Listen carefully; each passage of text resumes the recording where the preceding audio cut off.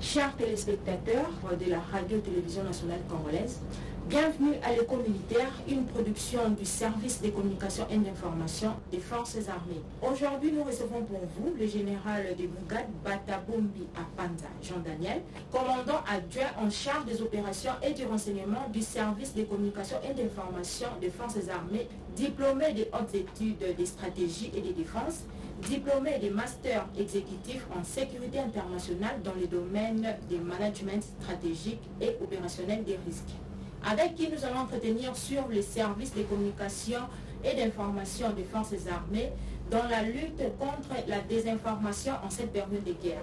À la présentation, Falon Bungizani et Sandrine Mouzalia. En général, bonjour. Bonjour Madame la Chevalier de la Plume, bonjour à tous les téléspectateurs, bonjour à tous les compagnons d'armes, partout qui se trouvent, que ceux qui sont engagés dans les combats ou bien qui sont en garnison.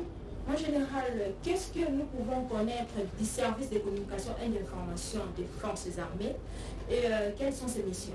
Merci de la question, Madame la journaliste. Avant de répondre à cette question, je voudrais commencer par des citations célèbres que j'ai toujours aimées dans le cadre de la communication, dans les domaines de communication, je voulais dire. La première, c'est celle de Napoléon Bonaparte, qui disait « Je redoute 3 journaux plus que 100 000 baïonnettes ». Fin de citation. Et la deuxième est celle d'Alfred Sauvy. Quant à lui, il disait « Bien informés, les hommes sont des citoyens, et mal informés, ils deviennent des sujets ». Fin de citation. Dans ce monde recomposé et incertain, la défense doit veiller à sa politique de communication. Parce que la communication sur la défense ne s'improvise pas. Il faut que les esprits soient bien apprivoisés, bien éduqués et bien organisés. Et c'est ça le principal enjeu du service de communication et d'information des forces armées, qui est une structure de forces armées constituée de moyens en personnel militaire et civil, en matériel et en infrastructure, regroupés en formation de soutien, de communication et d'information. Et cette structure, elle est commandée par un officier général, assisté de 2 officiers généraux et d'un conseiller à la réforme.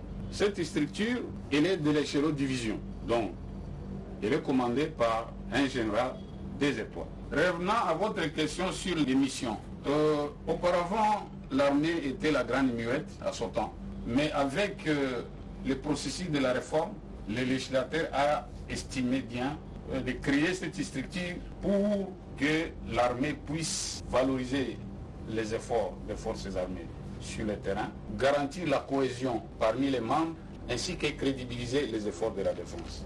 Alors, les missions des CIFA sont notamment consistent à préparer et à assurer la guerre psychologique, informer, former et divertir les familles des militaires et leurs dépendants, produire les émissions radiodiffusées et télévisées, telles que nous sommes en train de faire tout à l'heure, c'est dans le cadre de nos missions, assurer la couverture médiatique de tout événement à caractère militaire et sécuritaire qui se déroule dans les installations militaires.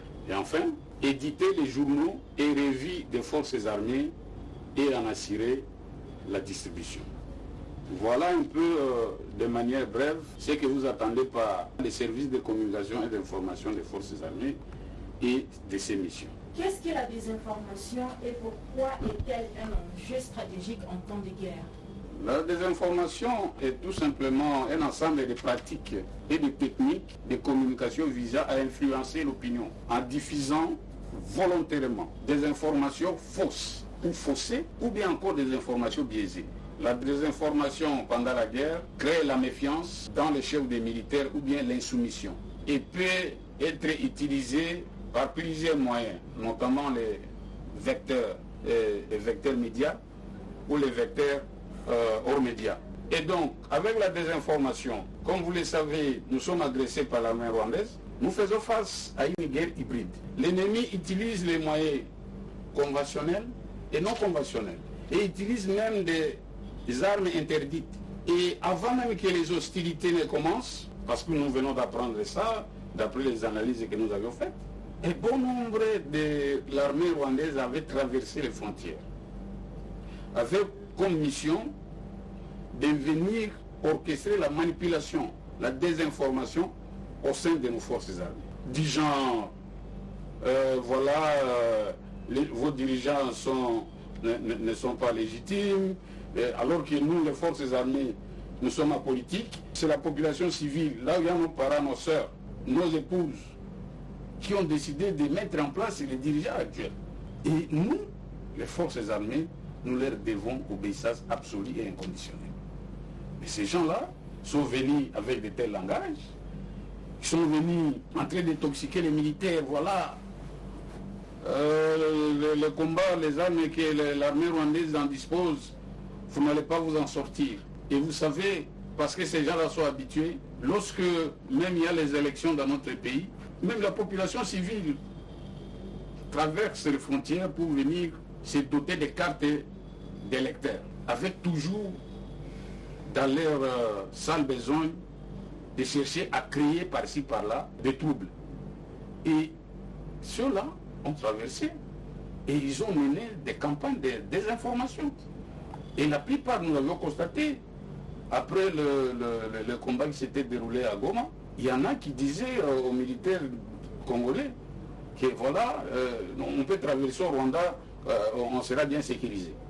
Mais qu'est-ce qui s'est passé? Ils ont traversé avec les militaires qui étaient distraits, arrivés de l'autre côté, ils ont regagné leur pays, et ces militaires-là sont devenus des prisonniers. Mais ce n'est pas aussi grave, en ce sens-là, parce que même au niveau des FARDC, nous avons autant de militaires qui ont été capturés même avant la bataille de Goma.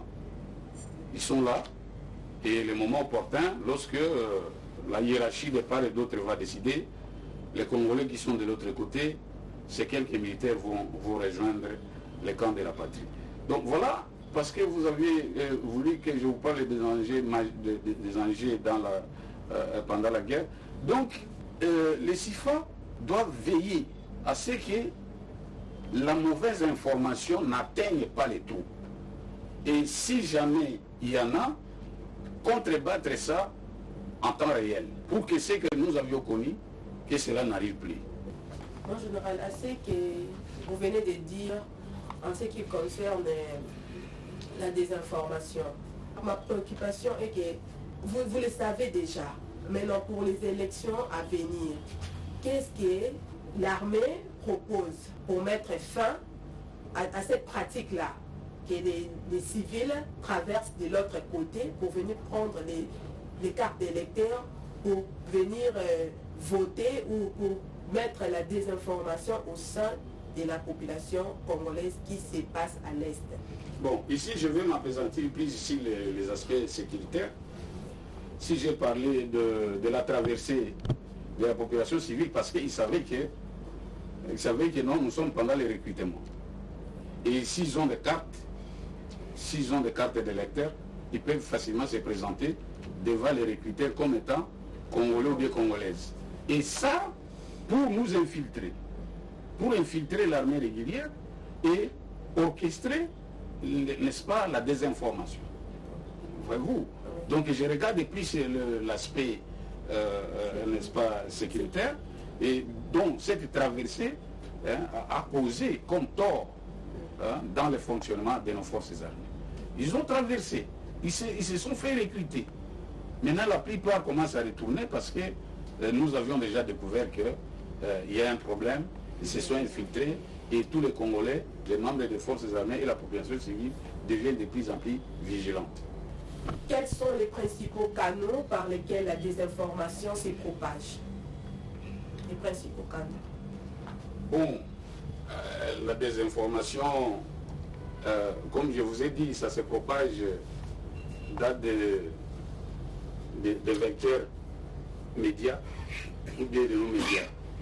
Vous savez, dans un environnement opérationnel, les photos, les images, les vidéos, des paroles, des mots, ça influe sur les comportements et sur les perceptions même de la population civile. Alors, l'ennemi, parce qu'ils sont habitués à ça, je vous ai dit qu'ils utilisent des moyens, même non conventionnels. Alors, soit ils utilisent des moyens médiatiques, ou bien ils utilisent des moyens hors médias. Parce que vous savez, l'armée rwandaise, avant d'agresser la RDC, on cherche toujours des Congolais distraits, des marionnettes. Alors, ce sont ceux-là qui sont par exemple dans les coins. On va les utiliser pour aller sensibiliser certains étudiants, pour aller sensibiliser certains leaders locaux, pour qu'ils adhèrent à cette occupation-là. Alors que la population congolaise a mal l'expérience. Le Sud Kivu, la population du Sud Kivu a vécu des massacres. On a enterré des femmes vivantes à Makobola. Et si vous voyez, même au niveau des autres entités comme Fizi, comme à Ouvira, il y a des tueries, il y a eu des massacres, il y a eu des pillages. Et cette population-là, vous voulez encore venir la convaincre avec la désinformation que les dirigeants qui sont à Kinshasa ne sont pas légitimes alors que c'est cette population qui l'a voté? Vous voulez encore aller propager des mensonges à Kisangani, là où il y a encore des plaies? Les gens se sont battus là-bas, on a tué les étudiants. Et vous pensez que nous, on va les accueillir? Même ce qui se passe à Bukavu aujourd'hui, cette population-là est en quelque sorte en otage. Nous comprenons. Ce n'est pas de sa propre volonté. On impose aux gens d'aller au stade de meeting, coûte que coûte. Et ça, c'est quel type de dirigeant? Hein? Donc, ils utilisent plusieurs canaux, même des bouches à l'oreille, même des réseaux sociaux. Ils utilisent tous les moyens pour inoculer leur poison, pour que ça puisse affecter les peuples congolais. Mais on est vigilant, on les a déjà découverts. Et c'est fini. C'est fini cette aventure.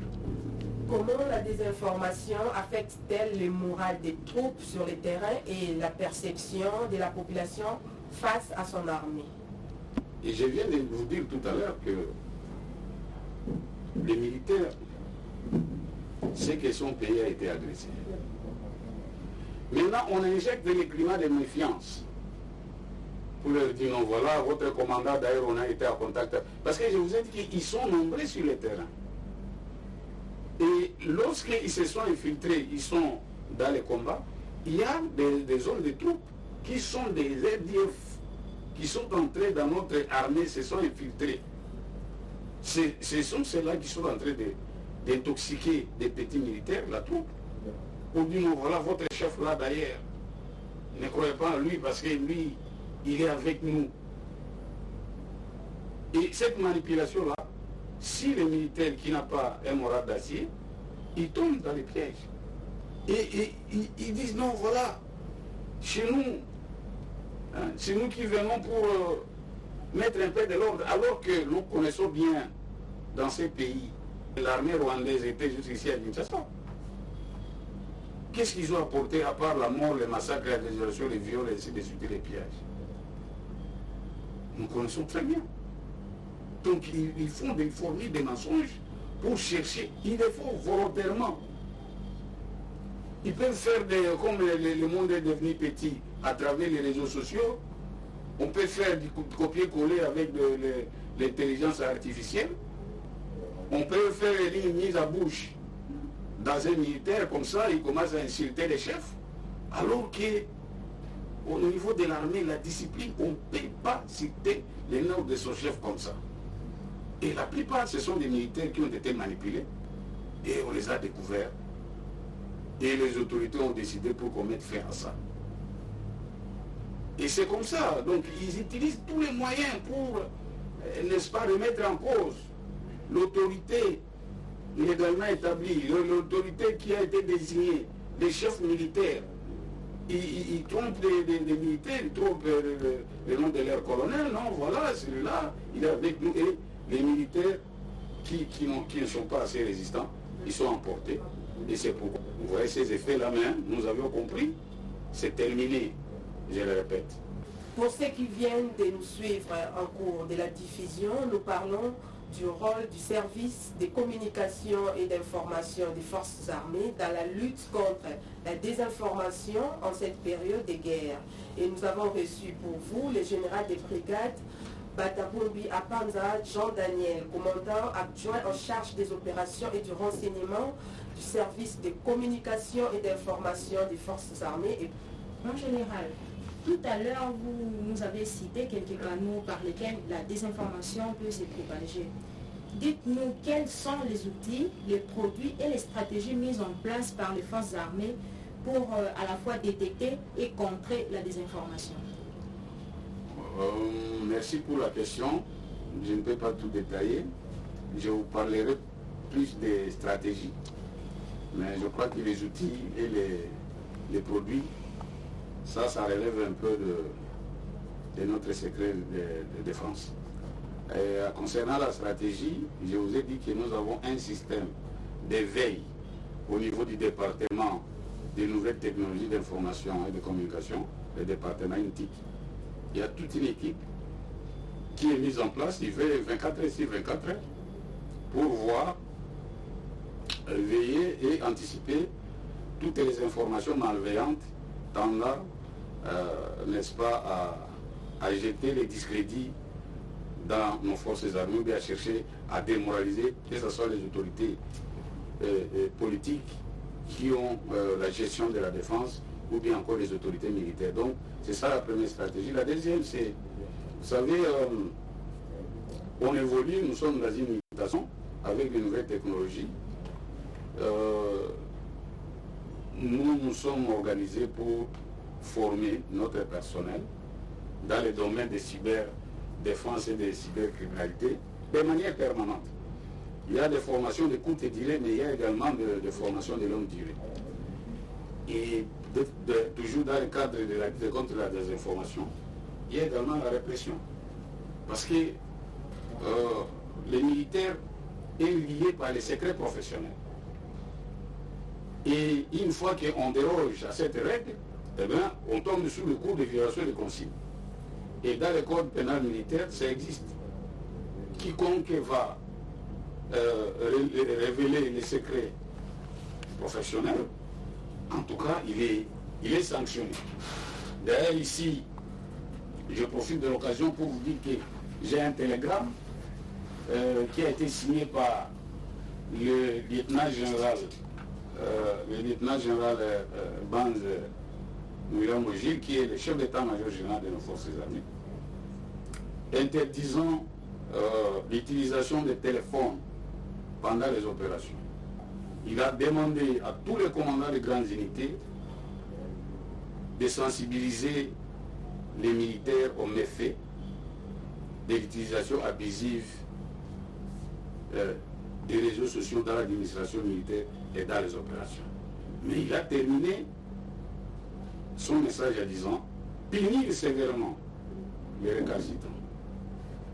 Et donc ça, c'est une instruction du chef d'état-major général qui doit être d'application et posable à tous, quel que soit le grade errant. Général, caporal, soldat de deuxième classe, on doit respecter cette instruction de l'autorité. Voilà ce que je peux vous dire comme stratégie mise en place pour la lutte contre la désinformation au sein de nos forces armées. Comment les services de communication et d'information des forces armées collabore-t-il avec d'autres médias pour assurer une information fiable? Oui, nous avons des médias partenaires. Et bien qu'il y a aussi des médias que j'appellerais parrainés ou bien engagés, mais nous organisons des conférences de presse, nous organisons des points de presse. Le CIFA organise également des dîners de presse. Et dans le cadre de la gestion des crises, vous voyez, de temps en temps, les porte-parole des forces armées interviennent dans les briefings de presse qui est organisé au niveau du ministère de la Communication et des Médias. Et lorsque nous organisons les activités dans nos installations, on invite les médias pour venir, n'est-ce pas, couvrir les aspects non discrétionnels. Et d'ailleurs, dans le cadre des opérations, nous avons des porte-paroles qui sont sur le terrain, ils ont des consignes de collaborer avec des médias locaux qui sont sur place afin de leur partager des données non confidentielles. Et donc, aujourd'hui, nous sommes en train d'évaluer nos relations avec les autres organes des médias. L'évolution est positive. Et à ce moment-là, lorsqu'ils obtiennent des informations, parce que nous sommes une source fiable, alors il est difficile qu'il y ait la désinformation parce que ce que les médias là obtiennent, ça vient du CIFA, qui est l'organe attitré pour la communication de la défense. Mon général, moi je voulais savoir, à part la radio-télévision nationale congolaise, vous pouvez encore me citer d'autres médias? Nous travaillons avec Bio, nous travaillons avec Télé 50, nous travaillons avec Télé 7 et d'autres médias. La liste n'est pas exhaustive. Ils sont nombreux. Quelle initiative avez-vous mise en place pour sensibiliser la population au danger des fake news? Au niveau du commandement, nous organisons des émissions hebdomadaires éco-militaires. Et là, il y a plusieurs sujets que l'on traite, mais parmi lesquels la désinformation. Et en plus de cela, nous avions l'habitude de diffuser notre magazine éco-militaire. Et ça, c'est au niveau central, mais au niveau des provinces, parce que nous avons des porte-paroles qui sont en même temps des chefs de cellules de sensibilisation. Ils organisent des séminaires, ils organisent des points de presse, ils organisent des dîners de presse pour, n'est-ce pas, échanger avec des médias. Et puis, même au niveau, par exemple, de l'Ituri, nous avons toute une radio-télévision qui anime de manière quotidienne les émissions en faveur de la paix.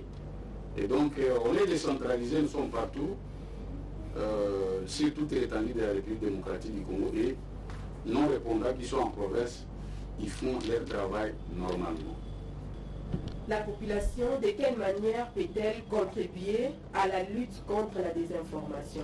Bon, vous savez, le problème de la désinformation, c'est très complexe. Avec cette multiplicité de moyens qui constituent le cyberespace.